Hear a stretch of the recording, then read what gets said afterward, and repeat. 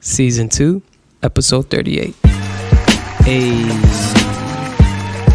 good day, humans on Earth. This is Topher Gray along with Iowa Rockwell.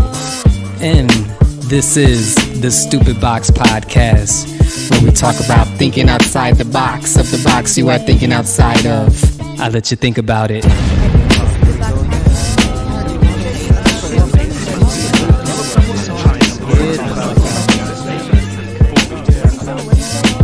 So that's my life right now. Heavy, man. That's Heavy, my bro. life. That's Heavy. my life. So I don't know how to juggle this shit. I don't know how to like prioritize It's tough to my time right now. Yeah, I mean, because it seems like it's getting stressed super thin, man. Yeah. That's why when With a lot of very important things, you know what I'm saying? It's not like, all right, I could just not worry about this at the moment. Like, nah, I need to worry about everything. it's crazy. Yeah. It's crazy. That's why I said I need it more than ever now. I don't know why I took a break. This is the wrong time to take a break. man. Yeah. It's testing you. The universe is testing you, man. Yeah, I'm pretty good with it. It's just that I'm human. Yeah, I'm for sure. I'm still wired, so those emotions come organically. But I'm pretty good at just like stepping back and pushing it and saying, all right, this is just what it is right now. This is part of the chapter. I have to go through it. Yeah, Whatever right, is going on, right. it has to be done. So I never try to like really beat myself up about it and say, you know, because the other motherfuckers would have been like, you could see it. Yeah. You know, I'm at work laughing and cracking jokes still, and you're like, What's going on? You sure you good, man? Like, yeah. So, but we got a guest. We got a guest. Who's in the building today, man? Smoke Smoke Bonito. Smoke him if you got him. Bonito. I'm here, man. You know, Stupid Box Podcast. Stupid Box Podcast. Now, it's like our first time really talking, right? Like we talked a little bit at the show, but like now, and it was trippy because I didn't know you were that young. I didn't know you I were. get that a lot. He did say he did tell me that. And it's not that he looks older, because you don't look older. You do look your age. You just don't act. Yeah. You don't act that way. You know what I'm saying? So like now, it just still feels like he's not. And I have another friend like that too that's like that. And it's weird because that's rare. That's rare as fuck. It's usually you know how the kids are now, man. Yeah, you know how it is, out. dog. I mean, It's we weird. got homies our age. It's like, bro, why you acting like that, man? You know what I'm saying? Out here running around like you 21, man. Yeah. You know what I'm saying? Yeah. And the thing is too, I talk to a lot of people about like music and shit. Space is in the building. One time for space, man. Space. And you know, I hate when they're like when they use age as an excuse to shit. Right. And I'm like, bro, Nas was 17, spitting like he a grown man. You know what I mean? Like, I don't want to hear it. Like whenever I hear, oh, you know, isn't that different with artists, right? Because you can see like age is irrelevant if you're an artist, because you see someone at the youngest of ages or the oldest of ages doing things, and it's like, oh yeah, age is kind of irrelevant at that point. You know, you can move differently when you're an artist. You see things differently. Like you're not constrained to like the time of society and like, oh, this is your age, you have to act this way, you have to do it this way. Like, nah, not really. No, you don't. I really don't. You don't. And it's weird to me, man, because I feel like when I was that age, like younger like that, I didn't feel like, I felt like you, like older. You know what I'm saying? Like, but now when I talk to these kids, I'm like, what the fuck, man? You guys are like shorties, man. You're on a whole nother wave. Like, I was thinking, like, I had Isaiah when I was 19. He's 17. Wow. When I was that age, I wasn't acting like the way he acts now. He acts like he's 17. Younger, he acts like a 17. Yeah. He does. Now, that could be just, I don't know. I don't know if that's location or... Nah. See, I don't want to make excuses. I don't know. Yeah, I don't know if it's... You know, it's different times that people were raised, so that has to play some factor It does. into it. I feel like it comes down to like the values you were brought up with, because like I came up in Mexico, so like my grandpa would like he doesn't have that, you know, like if you act out, he's not having it, you know what I mean? So you were born in Mexico? Yeah, I'm from Mexico. And raised? Yeah, I grew up there for 7 years in Guadalajara. Okay. And then I came over here to Chicago. Wow. So it's a very big cultural difference, but I feel like that's partially why I'm like more of an old soul in a sense. Yeah. I had to grow up quick in a sense. You know, like Mexico is a wild place, bro. Like that plays a large part into it, man. The way you grow up. You know what I'm saying? If you're able to be a child, because some people are able to be a child until they're 17. Like, you know, mommy's got you, daddy's got you. Don't worry about it. Everything's okay. And you know, what game do you want? And this and that. And some are like, yo, so I need you to watch your older brother, you know, younger brothers and sisters while I go work, and I need you to do this. The laundry's here. It's different. And then back to Mexico. Mexico is rough. It is, man. I've seen some crazy things growing up, but I feel like it all shaped me to be who I am now. You know, because sometimes you need that crazy in life to like help you appreciate the serenity of things. You do. I went to Mexico City and fuck, man. That's like, is that considered third world? I don't know if that's considered third world, but it felt like it. Right? I wouldn't think so. It's just different. I didn't see a McDonald's over there. Mexico City. City's not third world. You know what I'm saying? Maybe like, in the city part. Dude, I was watching people were like just walking. I'm like, it's just it's a different type of culture. You know what I mean? It's wild. This is the land of the wild out there, man. It is. Yeah, I've only been to Mexico City, once, man. When I walked into Mexico City, I'm like, okay, I'm not in Kansas anymore. This is different. This is real different. You know? I've heard Mexico City was dope, man.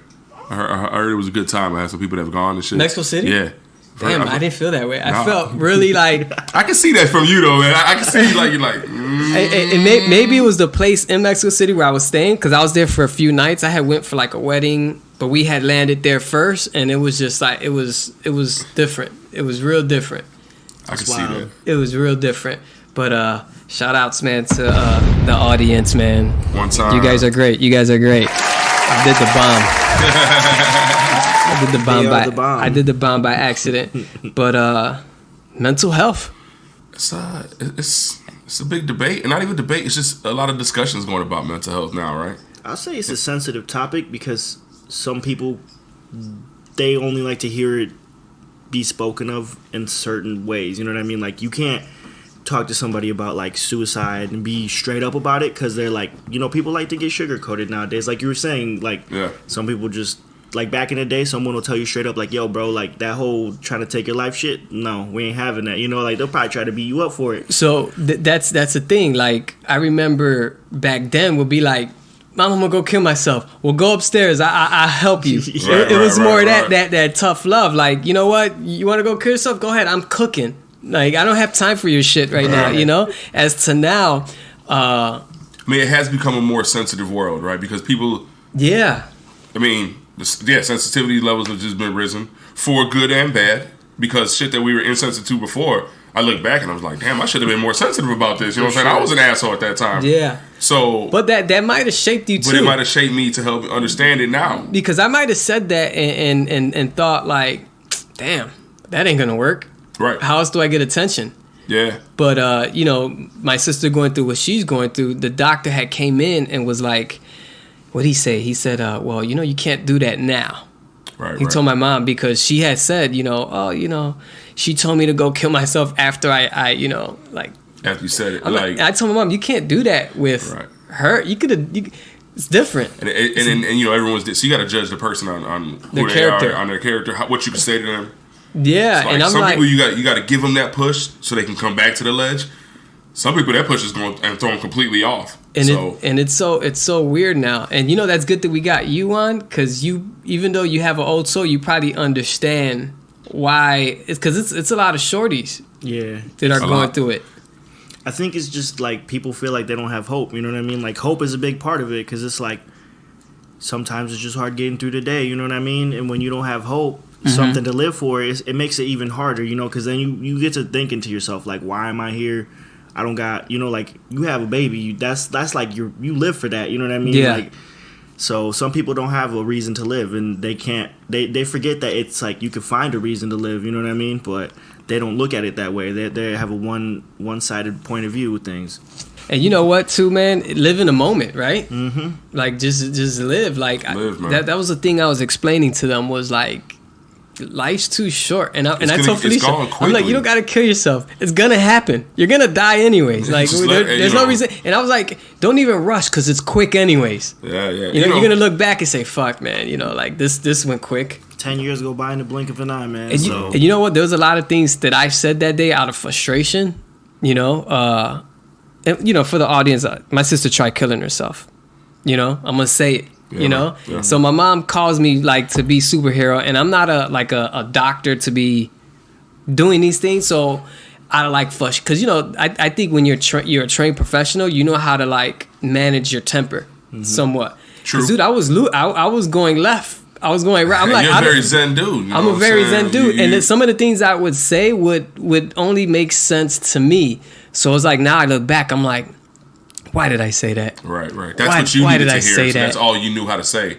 Because that's what you would have wanted to hear to get you calm, to get you right. Yeah, because I'm like, you know, life's too short. You know, we could die tomorrow. You know, like Yeah, what's the point of sitting I here? might even said I even told her this is fucked up, but I'm like, you know, because, you know, my philosophy on life is weird. I always think that things are just happening because it's just like really just there. You know, we're just it's just happening, and we talked about that before. And I'm like, you know, the world's a beautiful place, man, and if you feel like you're a waste of space, then go ahead and do it. I mean, like it's like life just goes on. I mean, that's you know? that's an understanding you have, and I get it, and I'm sure you get it. Like, you know, we're a cog in this big wheel. Yeah. And hopefully we leave a mark. But if not, it's not like the world's going to end if you know what I'm saying, what accident happens tomorrow and It's we just die. going to keep going. It's just going to keep going. It's going to keep going. With or without us. I mean, we've seen it over and over. And you shouldn't have to say it, right? Because people die all the time. And the world doesn't stop. The world hasn't stopped my whole life right now. I've known people to die. Nah. Sure. And then the thing is, too, is like there's good people out there that probably lived hundreds and hundreds of years ago that we would never ever know about. Right. So what's the fucking point? That's kind of what I was trying to tell her. Like, yo, man, just live. Yeah. Just live. But, you know, my mom set these high expectations, and that's what I want to ask you. Like, the younger cats have that.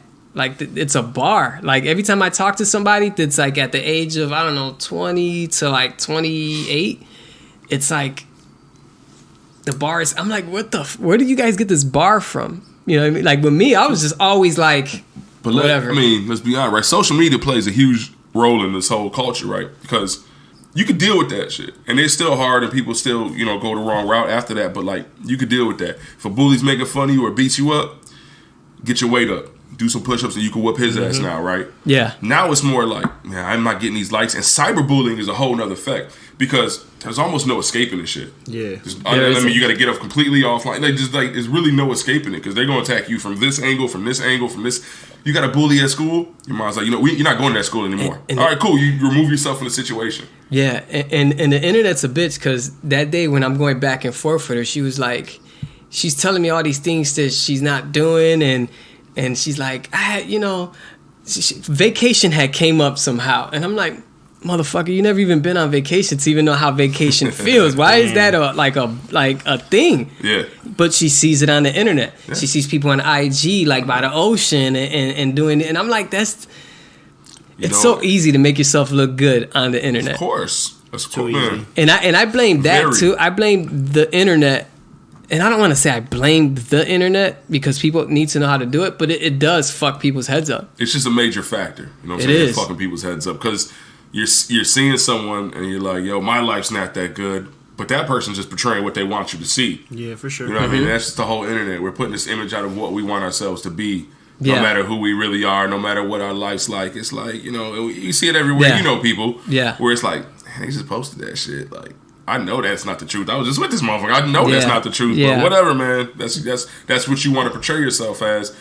But then if something goes wrong, then you got to keep building. You know, you got to keep holding up to that image that you put of yourself instead of being real. Where it's like, yo, today's a shitty day. That's it. I'm not happy every day. Today's shitty. I feel like it came down to people like being out of tune with themselves. You know what I mean? Like we let technology take over us so much that we forget to ask each other how we feel and how do you feel yourself? You know what I mean? Like when's the last time you asked yourself how you felt and like checked up on yourself? Because like a lot of people try to carry other people along. You know what I mean? Because that's like that makes them feel good. Yeah. But a lot of people are living for somebody else. Like, bro, live for yourself. Yeah. Like I just had this conversation with my mom, my wife, and my sister, and I was like, y'all, I just want to let you guys know, like, if I feel like I have to do something for me, like, I have to do that.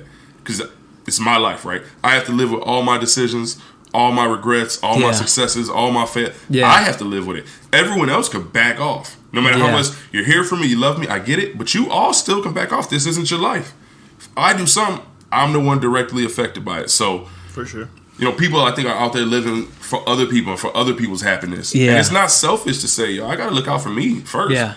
Because how am I gonna make sure that, Topher's good and Smoke's good if I'm in a horrible spot? Yeah. Nah, man, you can't do that. Yeah. There's no way. It's not selfish. It's called self-preservation. Yeah. Shout out to that, man. Self-preservation, man. Now, I'm gonna slide off topic because we do have a guest. I fuck with that shirt. Where'd you get that shirt at, man? Cheech and Chong, man. Christmas, man. It's me and my older brother. It's Cheech and Chong. Oh, I'm like, it's me and my older brother. Because then I'm like, did y'all Photoshop beards? I'm looking at it like, wait.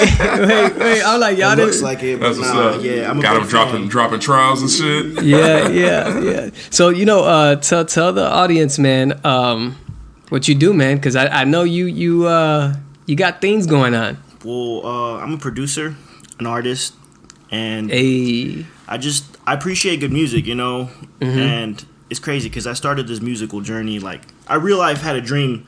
I saw myself walking down the street and I heard myself rapping, and it gave me goosebumps, bro. Like, you ever hear somebody rapping, you're just like mind blown. Like, how did you even think of those words? Dude, I was like that. I was listening to Griselda yesterday, and she's always around, and she's fussing, so I pick her up, and as soon as I pick her up, and she's just like... She loves the music. Space loves the music, man. I find it so beautiful. But I'm listening to these guys spit, and I'm even talking about it. I'm like, man, this is something. Yeah.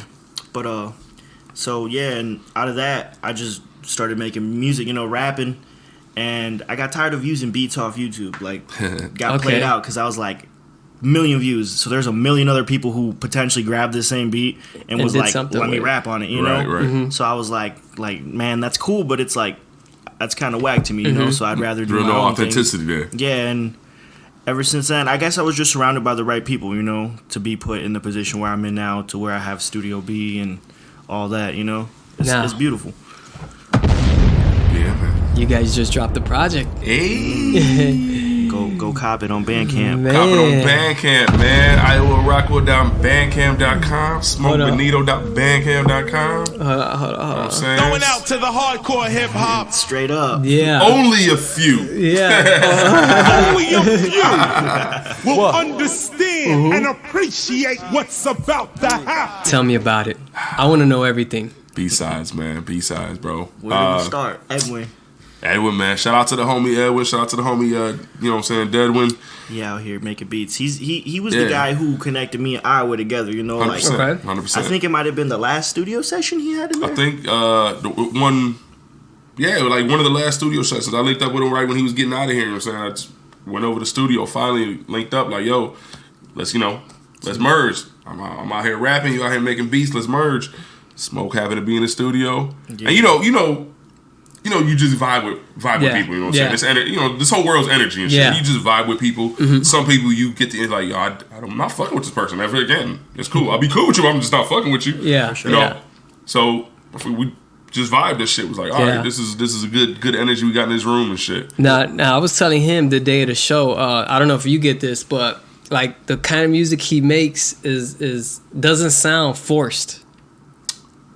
Yeah. Some people make it, and especially his age, and it's like, you don't know nothing about this, right.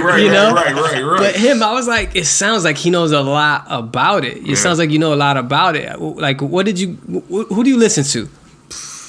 Old school, bro. I'm an old school person. Like, I said it earlier, I'm an old soul, man. Like, my dad put me on to like Pink Floyd as a kid. Oh, all the old school West Coast shit, like G-rap, funk G-rap. You know what I mean? So like, I'm like, that's all where I came from, and I just loved it. Like, I like lyricism because I guess when I sort of started rapping, it was like, and the people who I was with, they're not with that whack shit. Like, they're not gonna gas you up and be like, oh yeah, you're cool. Like, dude, like they're gonna be like, yo, like, that's not cool. Like, do it again. You know what I mean? Yeah. So it's good to surround yourself around people like that are like, they just want to push. Yeah. So I don't know about that. Yeah. But you know what? I got a question.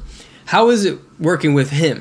It's natural, like you said. It's a natural thing. You know, we all have like our own vibe when we work together, but I want to know how is it when I'm not working with them? Because even when we did the project out in Vegas, it still felt like we were here kind of working. You know, just in a different, different room, different walls. So what do you think about his work ethic? I love it because it's like he always has, like, when he sits down and starts writing, it's always gonna be dope.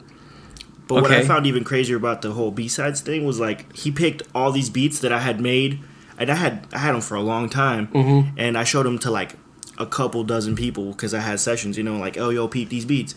And everyone was like, they're dope, but not my cup of tea. And then we linked up one day, and he's like, he chose every beat that, like, no one ever wanted, and he snapped so hard on them. It was like, that made me feel like, even if you make a beat and you don't know where it's gonna go, like, just keep it, because definitely, it's one of those things, like, I don't know, like, the beat was just there for him, you know what I mean? Do you feel spoiled a little bit? I do.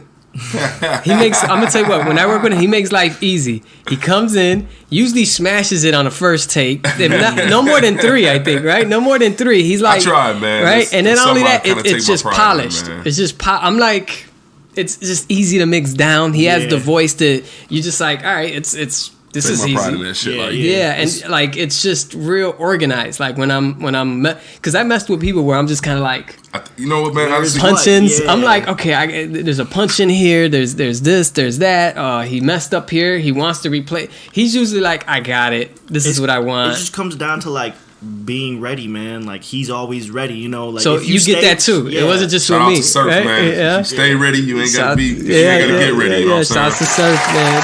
But like, I found that shit real early on because, like, the first time I ever recorded, I was, I don't know, 19, 20, and, you know, my cousin Esther had got us some studio time. She got it for my cousin Video Dave for, like, I think it was a birthday present or a graduation present. I think it was a graduation present.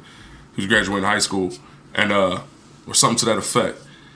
No, actually, I think it was a birthday present. I think I'm mistaken. But her friend had a studio down in the West Loop, dope, you know, professional spot. So we're going in there, and we're rapping, and the homies I'm rapping with, and I'm seeing it, and I'm like, and for one to start off, like, I write how I rap, right? So it's like, why write something that you can't rap? It's weird to me in a sense, but I get it now that I'm older because there's different styles and everything. But when I first started, it was like, why would I write something that I just can't rap straight through? That fucking doesn't make sense. I'm gonna write something that I have to do 10 times and I have to stop here because I'm rapping too fast, and like, I get it sounds good, but I'm like, I wrote it and I'm rapping it as I'm writing it, so yeah, of course I can go in there and rap the shit. Yeah. But then being in there, and I'm like, being in the session that young, yo, and like knocking your shit out, like, oh, you know, that first time wasn't like, yo, I'm the best. Like, going there like, all right, that's good. All right, we're cool. So were you like in a big studio, like it was one of those with the big knives? Yeah, big studio. You know what I'm saying? Like, big couches over here. Everyone's looking through the glass at the booth, and then seeing some of the homies like, yo, son, you're on your 15th take. Shit's killing me right now. Like, you know what I'm saying? I want to rap this next song that I got. Yeah. And then we still got, you know, it was a big crew too. It was like 6 of us. So it's like, nigga, this is just one person on 15 takes. Like, I can't do that. Yeah. Like, it's just not the way to go. Yeah. And I feel like if you do the work, I told Surf this a long time ago, like, yo, if you make the engineer's job easier, you're gonna get a better product anyway. Because they're gonna have more time to work on this shit. They're gonna care more. Like, if they spend all this time punching in, by the time they do effect, like, all right, I'm all right, we're done, man. I'm slowing this shit. Yeah, you know what I'm saying? Like, let's make your job easy. Let's make everyone's job as easy as fucking possible. Nah, but like Topher was saying, it's just some people have an easy voice to mix, and like you have a solid voice. Your voice says hip hop to me. You know what I mean? It does. Yeah, it does. It says hip hop. Even when he like me, I don't write because when I rap and I write, it sounds like I'm reading it. As to him, like, I'm like, it doesn't sound like he's reading anything. It just sounds flowing. Like he's straight up like rhyming. And I don't know, that to me that's dope. I wish I had that. Like, you see you never see it, but the way I put in the words, it's tedious as fuck. Like, it's literally like 4 bars, 2 bars, 4, like, it's just like, it's not, but it comes off better. But I like the process. I like your process. Man, I don't know. Sometimes I drive myself crazy, man, because I'll stop mid-verse and people are like, and I'm like, I'm not feeling it. I'll come back tomorrow and fuck with it. I got a friend, his name's Medicine. He did a song in my studio one time. He does a couple songs where he just punches in every line. Yeah, that's kind of how I do it. Yeah, so it's like, and he made me do a song like that one time, and I liked it because I realized you could have way more emphasis and like, I don't know, just way more emphasis on that one spot. And if you can do that throughout the whole song, it's like it just sounds super dope throughout the whole thing. Yeah, that could be hard on the engineer though. So that's why I rather record my own vocals because I'm just like, not when you're on. See how I got the mic set up? I'm just looking to the left, and then I'm like, then I look to the left. I'm like, as opposed to if I was at a place to where that would be tough on the engineer. You know what I'm saying? Yeah, like punching in. I see it like punching in every bar. Like, all right, yeah, that's good. All right, run me back. I'm gonna do this. All right, okay, go ahead.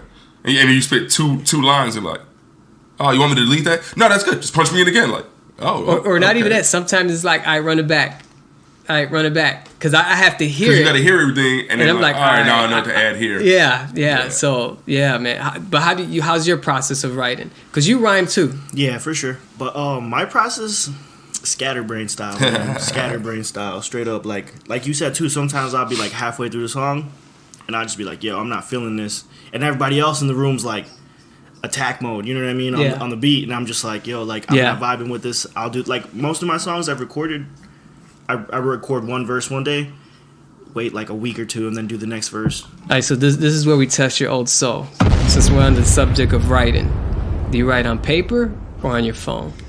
Paper. It always brings this more artistic value to it, I think, and it also, like, the way I think when I'm writing on paper is just like, I don't know, it's just like brains on fire. I'll even vouch, man, because I remember when the track I sent you, I think the Never End the Beginning. I remember you writing, and you're like, yeah, I'm writing to this shit. And you even text me like, yo, bro, this shit's so dope. I had to bust out my notebook. I didn't even want to write on my phone. I had to bust out my notebook for this track.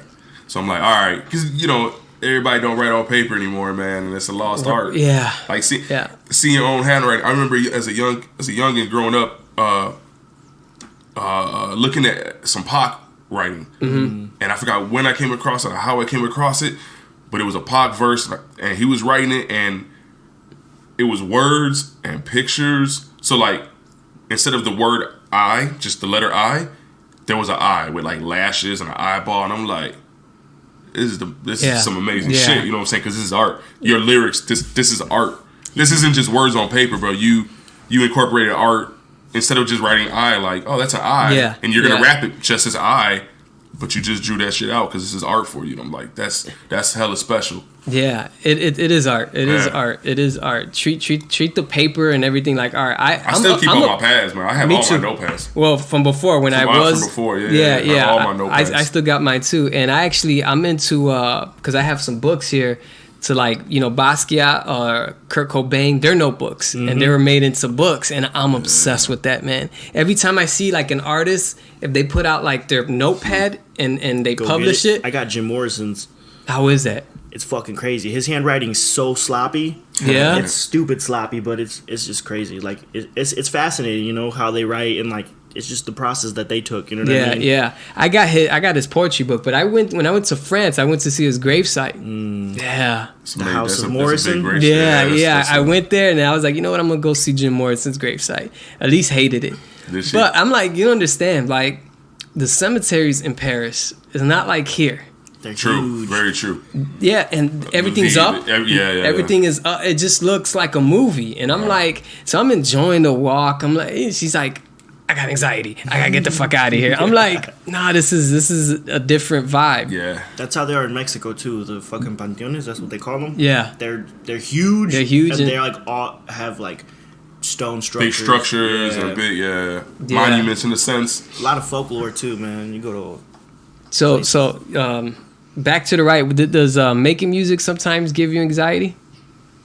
Yeah. It does, especially when I'm around people who are like I admire and like look up to, like he was saying some of his first studio sessions. Like, my first studio session was in the studio we're in. With Ill State. With Ill State, yep. And I just felt so anxious, dude. Like, I was up the night before just writing all night.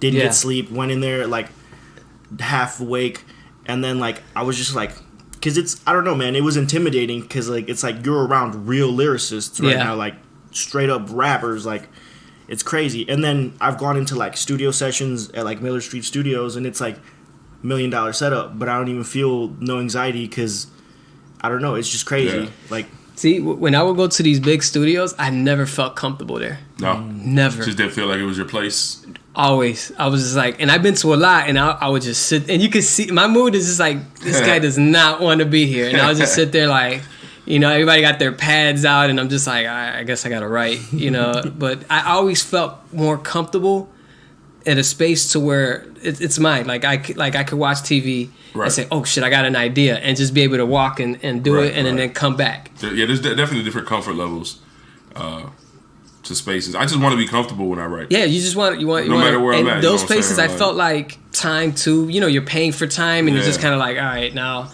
you know, it's being rushed. That's another thing too with time. I'm like, I don't want to be rushed to make anything, you know. And those places always felt kind of rushed. Yeah. But I know a lot of people that like them to this day. But for me, I don't know. You don't need it. That's true. You don't need it, man. I mean, you don't need it. I feel certain times it might help you. Yeah. Because it might bring out, it's going to bring out something that you're not going to have here. For sure. You're not going to have at just your comfortable studio. Yeah, but the time we're in, dude, I'm working with this kid, right? And he's doing vocals on his phone, and I would have never known.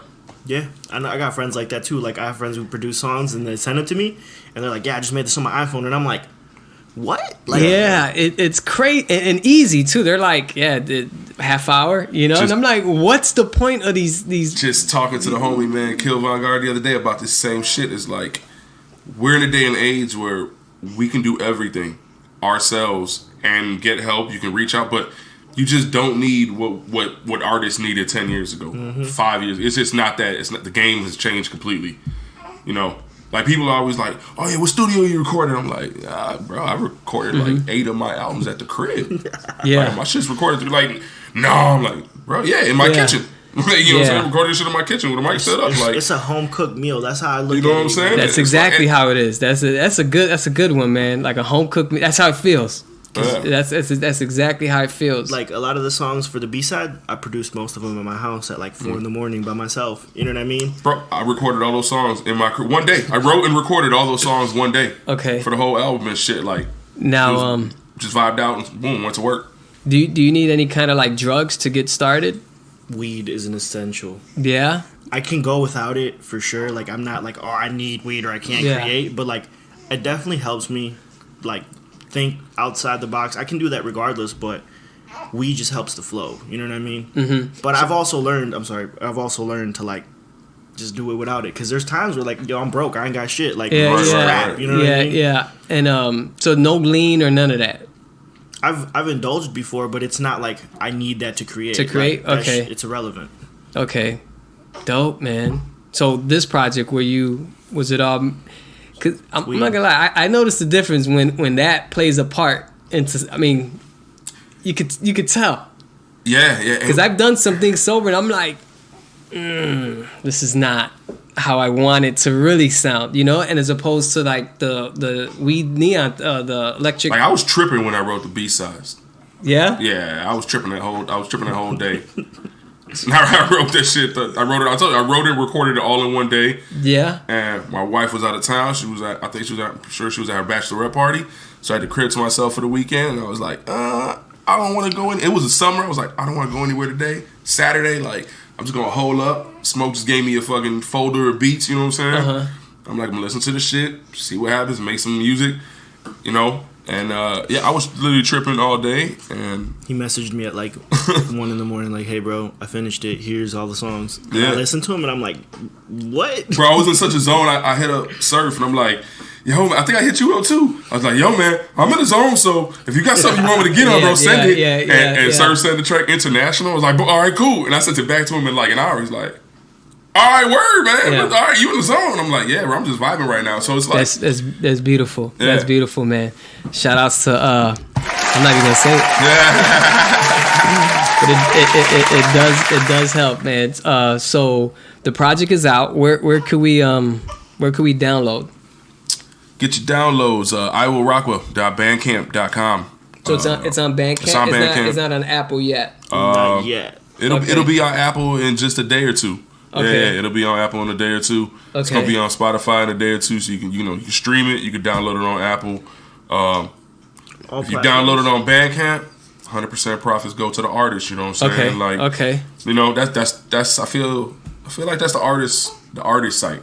That site's built for the artist to like gain your exposure and get your actual money, sell your own merch, get yours. So for those who don't know, Bandcamp.com, man.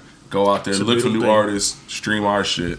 But yeah, you can definitely check it out there. Yeah, that's dope, man. I haven't heard it yet, but I will today because it came out kind of late, and I was out. I was out for the count, man. I'm like, I gotta get as much because any chance I get, I'm like, you gotta squeeze that sleep. Yeah, I'm like, you gotta squeeze that sleep. All right, let me sleep.